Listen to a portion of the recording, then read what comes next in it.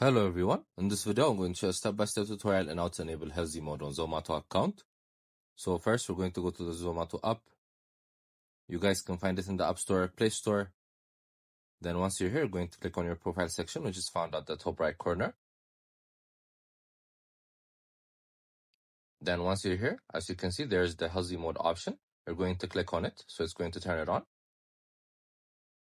So when you turn on the healthy mode, it's going to show you different things. So the foods here will consist of high protein ratio, complex carbs, and healthy fats.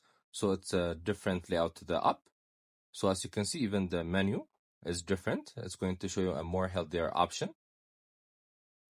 So this is important for many people. So make sure to check it out.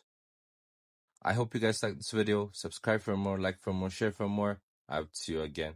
Goodbye.